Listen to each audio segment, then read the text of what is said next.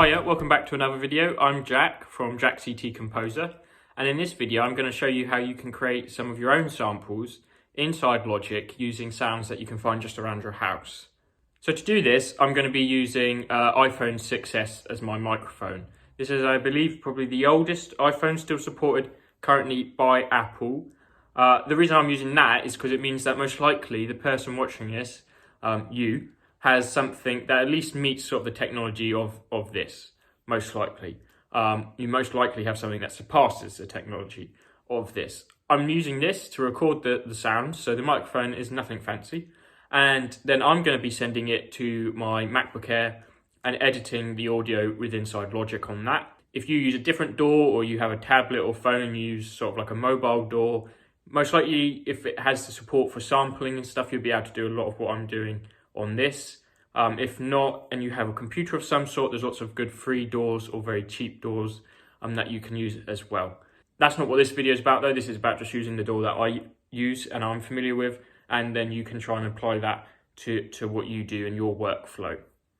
Just to say that this is sort of inspired, a lot of my videos are inspired by the YouTubers I watch, the people who inspire me, on YouTube. And for this one, I've got to say that Henson is someone who always advocates, some of the earliest investments should be a good microphone for someone, so you can create your own sample libraries.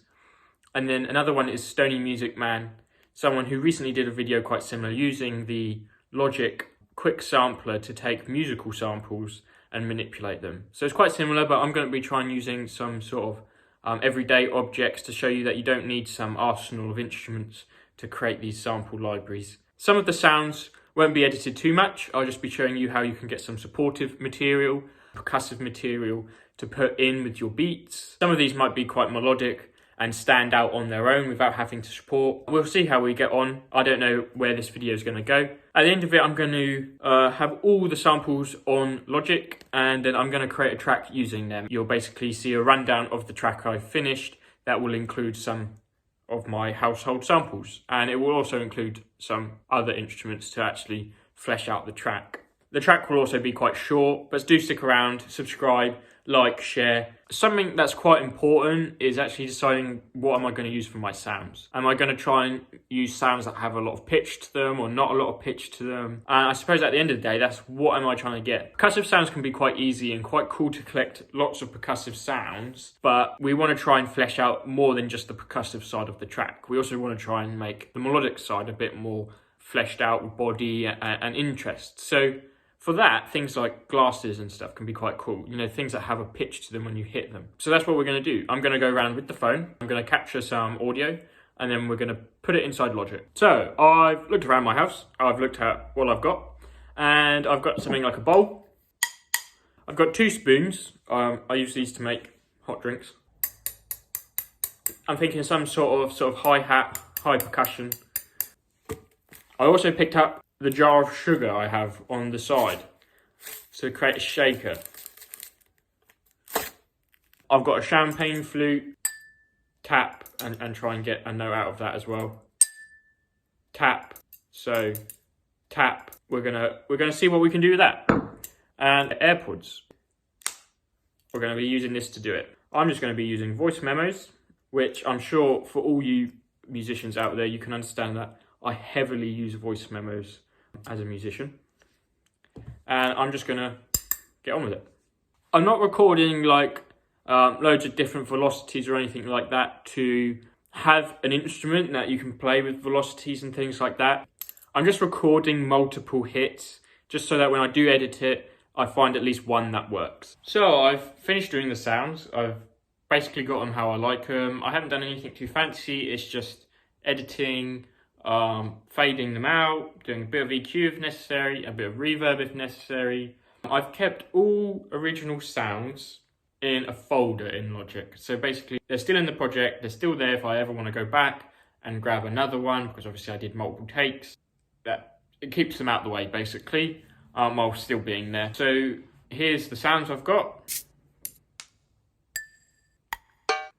And now it's basically, what do I want to do with them? So the next part of the video is I'm going to be manipulating them, changing them, seeing what I can do with them.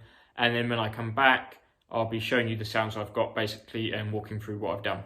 I'm actually thinking first off, I should probably try and create some sort of track to build upon. Like I said in the beginning, this is going to be like a very short piece just to demo the sounds, but the sounds are supposed to go with a track, so I feel like it's best to demonstrate it in that situation. Okay, so I've sort of been playing around with it for a little bit, and I feel like I've got something with it that might work.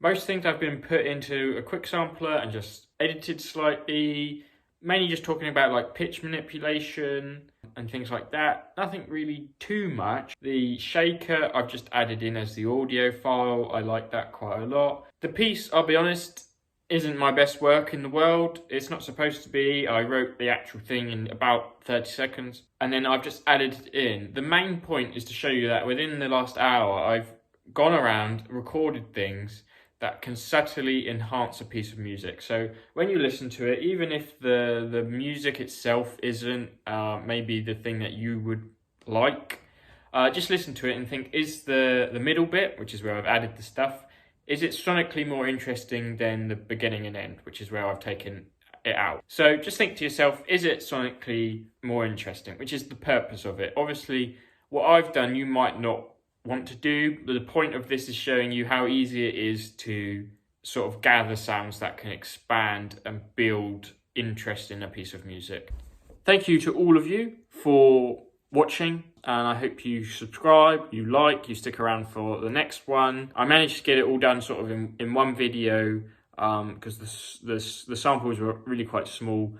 What I want to do is a second video in which I take musical instrument samples and make a bit more of a full performance out of them. Using household objects is good, but can sometimes limit you. So for today, it's sort of been to enhance a piece of music. What I'd like to do in the next video on this sort of thing, it might not be the next video, but the next video I do like this, I'd like to sort of take musical instruments and sample them, and maybe we can make a bit more of a full piece just out of that. Let me know what you think. Let me know if you liked the video. I hope it was a good video. It was fun to make. It was just something to spend, my Saturday afternoon playing around with. So yeah, thank you very much.